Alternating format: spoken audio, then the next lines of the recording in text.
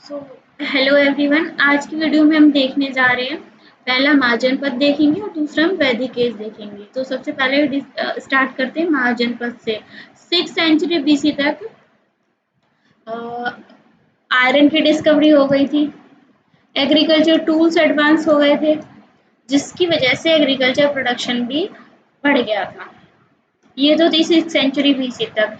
अब rise of महाजनपद देखते हैं, जो कि 6th सेंचुरी में ही हुआ था, 6th सेंचुरी बीसी। अब क्या होता है कि 6th सेंचुरी बीसी में सबसे पहले तो हिस्ट्री ने देखा कि टेरिटोरियल किंगडम्स का एस्टेब्लिशमेंट हो रहा था, एस्टेब्लिशमेंट ऑफ टेरिटोरियल किंगडम्स। इसके लेटर फेज में देखा गया कि अर्बनाइजेशन और इंडियन कल्चर का डेवलपमेंट भी, ये भी देखा गया 6th सेंचुरी के लेटर फेज में। अब हम देखते हैं, during this period of the ancient history 16 mahajanapada emerge between the Himalayas and Narmada river. इस पीरियड में 16 महाजनपद इमर्ज हुए थे। किस किस के बीच में? हिमालय और नर्मदा रिवर के बीच में। ये मतलब suppose this is the map, I am very sorry. तो यहाँ पर कहीं नर्मदा रिवर है इधर, और यहाँ से हिमालयाज शुरू होते हैं हमारे। तो हिमालयाज से लेकर यहाँ तक 16 महाजनपद इमर्ज हुए थे उस टाइम। अब क्यों हुए देखते हैं। The Mahajanpads emerged due to the extensive use of the iron in the parts of the Uttar Pradesh and Bihar. महाजनपद का इमरजेंस इससे भी हम रिलेट कर सकते हैं, क्योंकि उस टाइम आयरन का बहुत ही एक्सटेंसिवली यूज हो रहा था। आयरन नई नई डिस्कवरी हुई थी, और उत्तर प्रदेश और मॉडर्न डे उत्तर प्रदेश और बिहार वाले एरियाज में। अब due to the use of the iron, the farmers started growing more and more products, and extra product was collected by the king to meet the needs of the administration and the army। क्योंकि iron का ज़्यादा से ज़्यादा use हो रहा था, तो agriculture tools advancement हो रहा था। अब इसकी वजह से क्या हुआ, प्रोडक्शन बढ़ा तो किंग ने भी अपना ज़्यादा टैक्स कलेक्शन स्टार्ट कर दिया, एक्स्ट्रा डिमांड रखने लगे किंग, ताकि वो अपने एडमिनिस्ट्रेशन और आर्मी की नीड्स को पूरा कर पाए। In the Mahajanpad, the Sabha and Samiti disappeared, and the was overtaken by Parishad, which consists of the small body of the Brahmins. Viddat, I think it's Viddat। तो अब हम क्या देखते हैं कि महाजनपद में सभा और समिति तो हो गई थी डिसअपियर, और इनकी जगह ले ली थी परिषद ने, जिसमें केवल ब्राह्मण्स होते थे, विमेन्स नहीं थी। अब हम देखते हैं next. Each state maintained its regular army, which was under the military chief। Her state एक अपनी रेगुलर आर्मी बना रहा था, जो कि एक जिसको हेड कर रहे थे मिलिट्री चीफ्स, और जिनको हम बोलते थे सेनापति, और अदर इसके अलावा भी अदर मिलिट्री ऑफिशियल्स भी थे इसमें। अब देख लेते हैं रेवेन्यू के लिए। The revenue were also collected, and to ensure the strengthening and the administrative control, new एक तो एडमिनिस्ट्रेशन और आर्मी के लिए हम रेवेन्यू तो कलेक्ट कर रहे थे, इसके अलावा क्या क्या हुआ, नए लीगल कोड्स बने। New legal codes were made and implemented, and this period saw the birth of the bureaucracy. इसी पीरियड ने ब्यूरोक्रेसी का जन्म देखा। अब शुरुआत से देख लेते हैं। 6th सेंचुरी बीसी, आयरन की डिस्कवरी हो चुकी थी, एग्रीकल्चर टूल्स एडवांस हो गए थे। तो एग्रीकल्चर प्रोडक्शन भी बढ़ने लगा था। प्रोडक्शन बढ़ने लगा तो किंग ने क्या करा कि ज़्यादा टैक्स कलेक्ट करने लगे, ज़्यादा कलेक्शन शुरू किया। ज़्यादा कलेक्शन शुरू किया किस लिए? एडमिनिस्ट्रेटिव और आर्मी के लिए, एडमिनिस्ट्रेशन और आर्मी के लिए। जब ये सब होने वाला, नए लीगल रूल्स बनाए गए, लीगल रूल्स कोड्स कह सकते हैं जिनको हम, और उनको इम्प्लीमेंट किया गया। अब हम देखते हैं कि इसी पीरियड में ब्यूरोक्रेसी का भी जन्म होता है। अब सबसे पहले हम देखेंगे राइज ऑफ द मगध, कि मगध का कैसे शुरुआत हुई। The Magad rose to power after the 6th century BC under the powerful king Bimbisar. Magadh power में आया कब? मगध पावर में आया 6th सेंचुरी बीसी के बाद, और उसके उस टाइम जो पावरफुल राजा थे वो थे बिम्बिसार। सो मगध किंगडम की एस्टेब्लिशमेंट किसने करी? किंग बिम्बिसार ने। Magad was the resource-rich region as the soil was very fertile, food security, huge population, big army, and availability of elephants in large numbers. Magadh powerful क्यों था? सबसे पहले तो मगध की लोकेशन इस ऐसी थी, रीजन बहुत फर्टाइल था, वहाँ की सॉइल बहुत फर्टाइल थी, जिससे प्रोडक्शन, एग्रीकल्चर प्रोडक्शन काफ़ी ज़्यादा था, तो लोगों की फूड सिक्योरिटी अच्छी थी। फूड सिक्योरिटी अच्छी थी तो एज ए रिजल्ट पॉपुलेशन भी वहाँ की ज़्यादा थी। पॉपुलेशन ज़्यादा थी तो फूड सिक्योरिटी अच्छी है, प्रोडक्शन अच्छा हो रहा है, तो वो अच्छी आर्मी को मेंटेन कर पा रहे थे, और एलिफेंट्स भी उधर ज़्यादा थे जो कि ये अपनी आर्मी में यूज़ करते थे। तो इस वजह से मगध एक पावरफुल किंगडम था। और दूसरा हम देखते हैं जो ज्योग्राफिकल लोकेशन है मगध की, उसका भी एक अलग से एडवांटेज था मगध के लिए। The geographical location of the Magad added the advantage of the Magad over the other rivals. The capital of the Magad was Razgir. Magad की capital थी राजगिर उस time, but later on it was transferred to Pataliputra.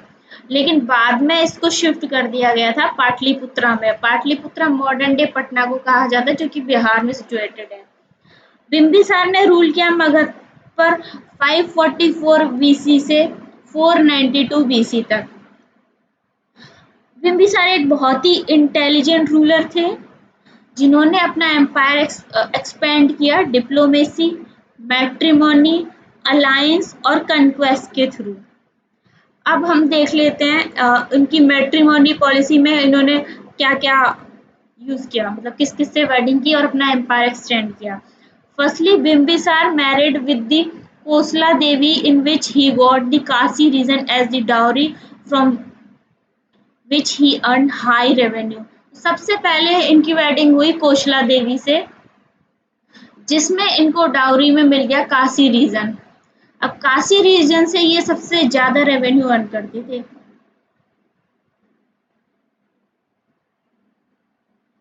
Then हम देखते हैं second, उनकी Mary हुई चेल्लाना princess से, जो कि लिच्छवी फैमिली से बिलोंग करती थी, और उन्होंने ऑक्यूपाई कर लिया नदर्न फ्रंटियर, यानी कि तिब्बत वाला एरिया, नेपाल और तिब्बत वाला area. He was also married with Khema, who was the princess of Madra in Madhya Pradesh. फिर इन्होंने थर्ड वेडिंग की खेमा, प्रिंसेस खेमा से, जो कि मद्रा की प्रिंसेस थी, अब जो मॉडर्न डे मध्य प्रदेश में सिचुएटेड है। तो तीन इनकी मैट्रिमोनियल अलायंस थी, एक तो लिच्छवी प्रिंसेस से, दूसरा मद्रा प्रिंसेस से, और थर्ड जो काशी रीजन की जो प्रिंसेस थी कोसला देवी, उनसे। तो तीनों रीजन तो इसने इस तरीके से ऑक्यूपाई कर लिए, तीनों रीजन अब मगध के अंडर थे, इनडायरेक्टली और डायरेक्टली। अब हम देखते हैं बिम्बिसार जो थे वो वर्तमान महावीर जी के भी डिवोटी थे और गौतम बुद्धा के भी डिवोटी थे, ऐसा बताया गया हिस्टोरिकल सोर्सेस के अकॉर्डिंग। लेकिन ये अनक्लियर है कि वो एग्जैक्टली किस फेथ में बिलीव करते थे। बिम्बिसार की हत्या कर दी गई। He was murdered by his own son Ajatashatru in the year 492 BC. Bimbisara की हत्या की उसके खुद के बेटे ने 492 बीसी में। जिनका नेम था बिंबिसार। अब हत्या करके बिंबिसार खुद उसके अगले सक्सेसर बने, जो कि कहे जाते हैं बहुत ही able general. But unlike Bimbisara he expanded the empire not by diplomacy but by conquest. तो बिंबिसार ने तो डिप्लोमेसी, मैट्रिमोनियल अलायंस, इन सब चीजों से अपना एम्पायर को एस्टेब्लिश किया था। लेकिन अजातशत्रु कहे जाते हैं कि इन्होंने कनकर करके, मतलब जीत के, वॉर लड़के, उस टाइम यही होता था, वॉर से अपना एम्पायर एक्सपेंड किया।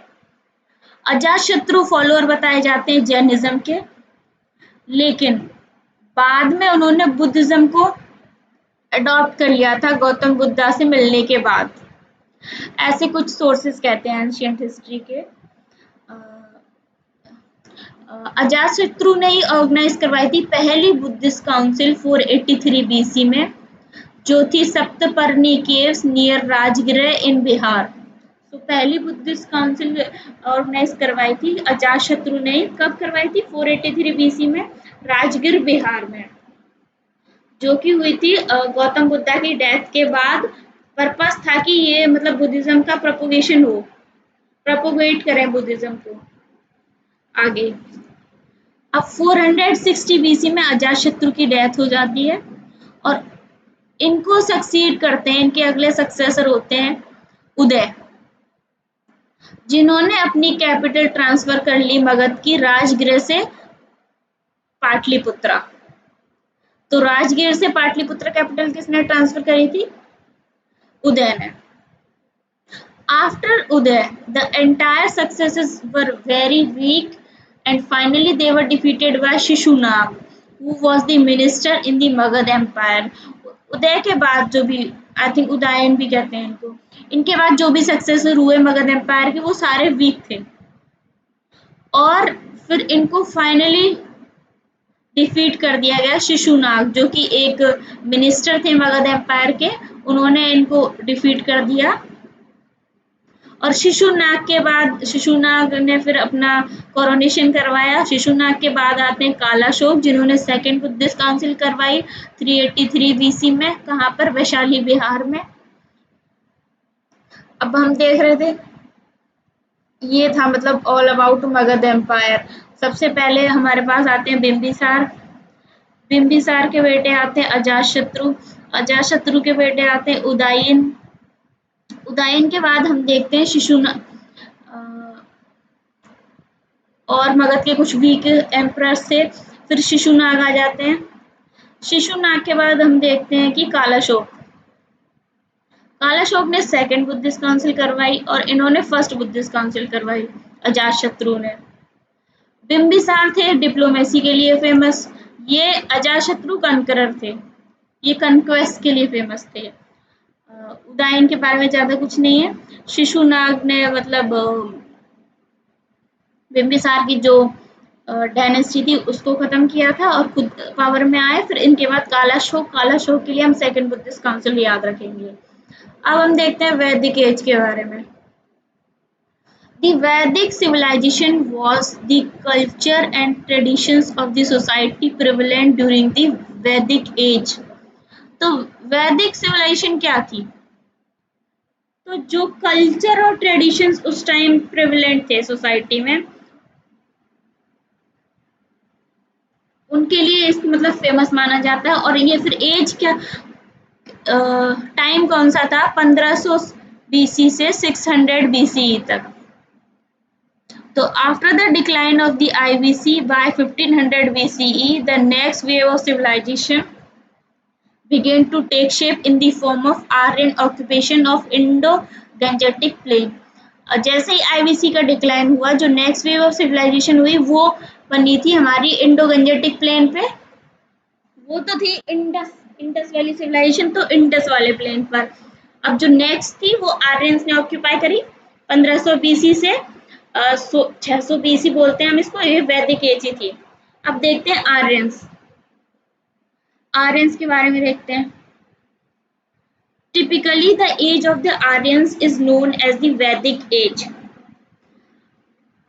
आर्यंस की एज को ही हम बोलते हैं वैदिक एज। क्यों कहते हैं वैदिक एज? क्योंकि इसी टाइम पर 4 इम्पोर्टेंट वेद्स क्रिएट हुए थे, because the four major Vedas were created in this time. अब हम देखते हैं कि आर्यन वर्ड कहाँ से आया है। आर्यन वर्ड आया है संस्कृत वर्ड जिसका नाम है आर्य, जिसका मीनिंग होता है नोबल, यानी कि जो कि ऑर्डिनरी नहीं है। आर्य का मीनिंग होता है someone who is not ordinary. अब देखते हैं,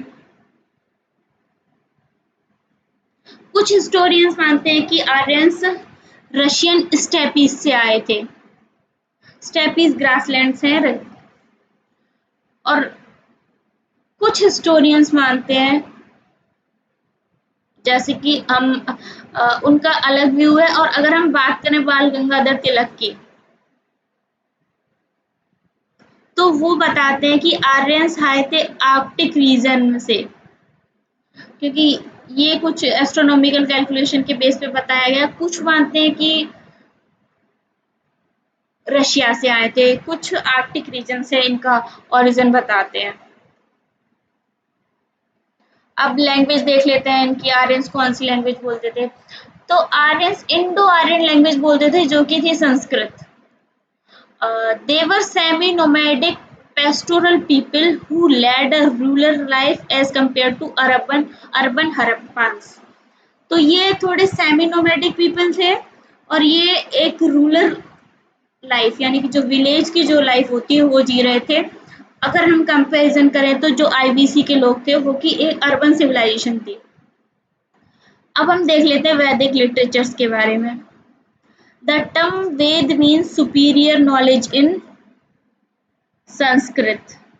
वेद का मीनिंग होता है जिसके पास सुपीरियर नॉलेज हो।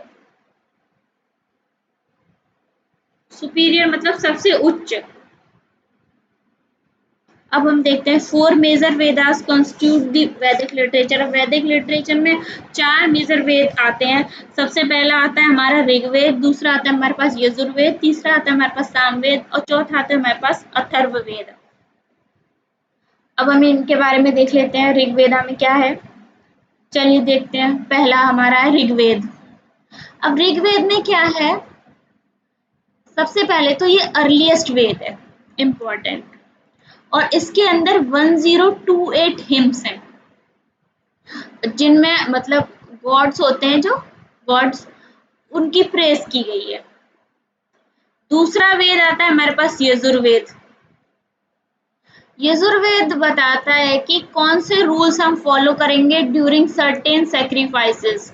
जो भी हम सेक्रीफाइसेस करते हैं तो क्या क्या रूल्स हम फॉलो करेंगे उसके लिए। अब तीसरा वेद है सामवेद। सामवेद एक म्यूजिक से रिलेटेड वेद है और ऐसा माना जाता है कि इंडियन म्यूजिक का ओरिजिन भी सामवेद से हुआ है। और इसमें मतलब नंबर ऑफ सॉन्ग्स हैं, कलेक्शन ऑफ सॉन्ग्स। अब चौथा है हमारे पास अथर्ववेद। अथर्ववेद हमें बताता है मैजिक स्पेल्स एंड चार्म्स के बारे में। Next we have beside these Vedas there were Brahmanas, Upanishads, Aranyakas और एपिक्स। इन वेद्स के अलावा भी हमारे पास और भी मतलब लिटरेचर्स हैं, जैसे कि ब्राह्मण्स, उपनिषद और आर्यनकास, और कुछ एपिक्स भी हैं जैसे कि रामायण एंड महाभारत। अब ब्राह्मण्स क्या थे, ब्राह्मणास ये थे प्रोज अबाउट वैदिक हिम्स, रिचुअल्स एंड फिलॉसफीज। तो ये प्रोज थे किसके बारे में, वैदिक हिम्स के, रिचुअल्स और फिलॉसफीज के बारे में। Next we have Aranyakas. Aranyakas क्या थे, ये मिस्टिसिज्म से डील करते थे, rites and rituals. Then we have Upanishads. Upanishad क्या थे, उपनिषद एक फिलोसफिकल टेक्स्ट थे जो कि सोल की मिस और सोल से डील कर रहे थे, और जो नेचर की मिस्ट्रीज हैं अलग अलग उससे डील कर रहे थे उपनिषद्स। अब next we have Ramayana. Ramayana को ऑथर किया वाल्मीकि जी ने और महाभारत को ऑथर किया वेद व्यास ने। इनको लिखा वेद व्यास जी ने और रामायण को वाल्मीकि जी ने। अब हम देखते हैं वैदिक पीरियड का classification. The period of Vedic civilization was from 1500 to 600 BC. तो वैदिक दो उसमें मेजर क्लासिफिकेशन है। एक तो है हमारे पास अर्ली वैदिक पीरियड जो कि होता है 1500 बीसी से 1000 बीसी तक, और दूसरा हमारे पास लेटर वैदिक पीरियड जो कि 1000 बीसी से 600 बीसी तक होता है। अब हम पॉलिटिकल ऑर्गेनाइजेशन क्या था वैदिक एज में वो देख लेते हैं एक बार। सबसे पहले हमारे पास कुल कुल थी एक basic unit of the political organization. जो बेसिक यूनिट थी वो थी कुल।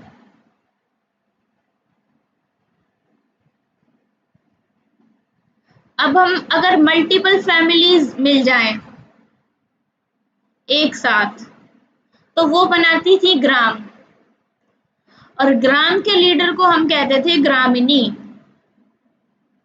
अब ग्रुप ऑफ विलेजेस को कहते थे विशु, और विशु को जो हेड करता था वो होता था विश्वपति। अब जो highest and political and administrative unit थी वो थी जन, और ट्राइब भी कहते थे।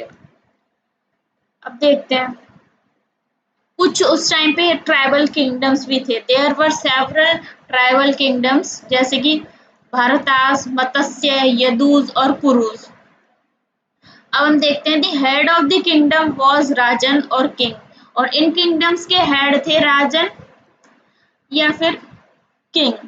The Rigvedic polity was hereditary monarchy normally. इसमें जो एडमिनिस्ट्रेशन करता था वो हेरिडिटी के ऊपर बेस्ड था, मतलब राजा का बेटा राजा बनेगा ऐसा था। देयर वर टू बॉडीज, इसमें दो बॉडीज थी। एक तो सभा थी जो कि काउंसिल ऑफ एल्डर्स कहलाती थी, और समिति जो कि general assembly of the people. अब हम देखते हैं लेटर वैदिक एज में क्या होता है। लेटर वैदिक एज में लार्ज किंगडम्स पाए गए जैसे कि महाजनपद और राष्ट्र। The power of the king increase and perform, तो जैसे ही लार्ज किंगडम्स बने तो किंग की पावर भी बढ़ गई। तो किंग को मतलब वेरियस रिचुअल्स और सेक्रीफाइसेस करते हुए भी पाया गया लेटर वैदिक एज में, ताकि वो अपनी पोजीशन को स्ट्रॉन्ग कर पाए। जैसे हम देखते हैं क्या क्या उसने उन्होंने करे, क्या क्या सेक्रीफाइसेस। जैसे कि राजसूया एक कंसिक्रेशन सेरेमनी हुआ करती थी। एक यज्ञ होता था अश्वमेध यज्ञ। अश्वमेध यज्ञ राजा अपने फेवरेट घोड़े को छोड़ देते थे, और जो उसको कैप्चर कर लेता था तो फिर राजन उससे युद्ध करते थे। अगर वो जीत जाता था तो पूरा साम्राज्य उसका, नहीं जीते तो फिर राजन का ही। देन हम देखते हैं एक और है वज्रपे जो कि चैरियट रेस होती थी उस टाइम की। अब हम देखते हैं किंग्स ने कौन कौन से टाइटल्स अज्यूम करे थे उस टाइम। तो सबसे पहले तो था राज विश्व जनन, राज विश्व जनन, राज विश्व जनन, राजा विश्व जनन यानी राजा विश्व का जनन जनक। अभिला भुवनपति, अभिला भुवनपति लॉर्ड ऑफ ऑल अर्थ। एक रथ सम्राट sole ruler both, but importance of the samiti and sabha diminish. लेकिन लेटर वैदिक एज में क्या हुआ, सभा और समिति की इम्पोर्टेंस खत्म हो गई थी।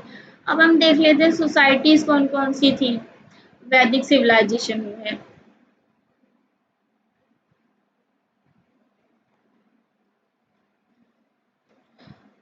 In early Vedic age, the Rigvedic society was basically patriarchal.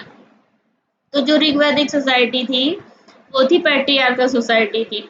The basic unity of society was grama और family and it has head इनके होते थे गृहपति। बेसिक यूनिट थी ग्राम और उसके हेड होते थे गृहपति। नेक्स्ट देख लेते हैं ऋग्वैदिक अर्ली ऋग्वैदिक एज में मोनोगेमी जनरली लोग फॉलो करते थे, लेकिन जो रॉयल और नोबल फैमिलीज थी वहां पे कहीं कहीं पॉलीगैमी भी देखी गई है, यानी कि मोर देन वन मैरिज। अब अर्ली ऋग्वैदिक में women had equal opportunities as man for their spiritual intellectual development. तो अर्ली वैदिक एज में क्या था कि विमेन्स को इक्वल समझा जाता था, उनको इक्वल अपॉर्चुनिटी दी जाती थी, चाहे वो स्पिरिचुअल हो, चाहे फिर कोई इंटेलेक्ट से रिलेटेड कोई भी डेवलपमेंट हो।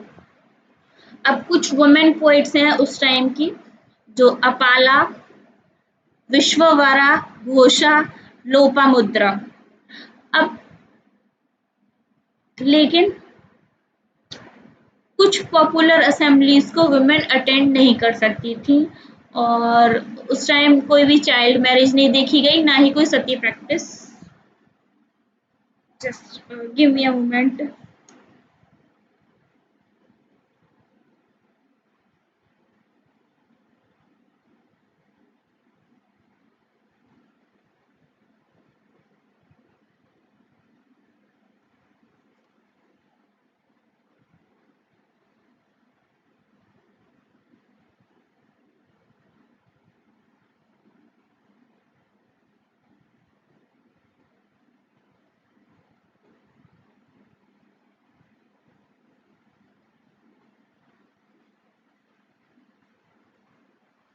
कोई भी मतलब हम सती प्रैक्टिस भी अर्ली वैदिक में नहीं देखी गई थी, लेटर वैदिक पीरियड में देखी गई थी।